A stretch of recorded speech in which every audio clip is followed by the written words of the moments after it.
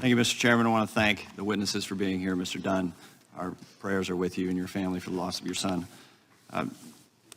This hearing is designed to bring to Washington the concerns of the people at the border about this border crisis and seek out its origins, which are clearly down at the other end of Pennsylvania Avenue in the White House. From day one, this administration has blatantly ignored U.S. immigration laws and policies designed to keep America safe. And after several visits to the border myself, it's clear we need border enforcement now. The open border and amnesty policies have made this crisis worse every single day. It encourages more vulnerable populations to make what is a very dangerous journey. Americans should be outraged by the Biden administration's failed leadership. On January 30th, KFOX 14 in El Paso reported on Border Patrol reports in the article entitled Unprecedented Number of Migrants Reported in El Paso in the First Quarter of 2023. More than 64% of the migrants encountered during this time frame were single adults, some attempting to evade arrest and not seeking asylum. Unaccompanied children encounters increased by 59% in the last fiscal year of 2022, the same time frame, as opposed to 8,000 unaccompanied children encounters. El Paso sector recorded only 5,000, so that's up. The sector led the nation in the first quarter of the fiscal year with total migrant encounters across all 20 U.S. Border Patrol sectors. Agents apprehended 37 individuals with criminal records, rescued 61 migrants, including tender-age children, some abandoned in the remote desert, and intercepted 22 narcotics loads.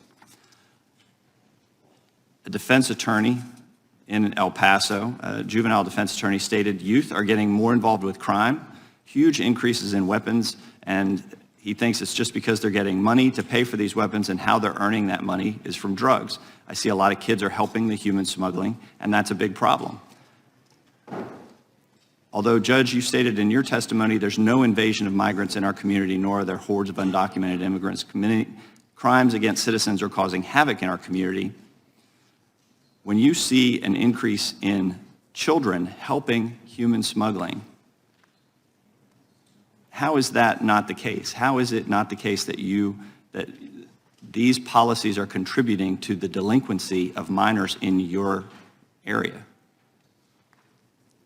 And once again, I don't see the correlation of things that are going wrong with our country and sort of saying that it's influenced by our immigration or people coming through. Like I said, we don't see that. We try our best to deal with the circumstances at hand, and then we try our best to move people along.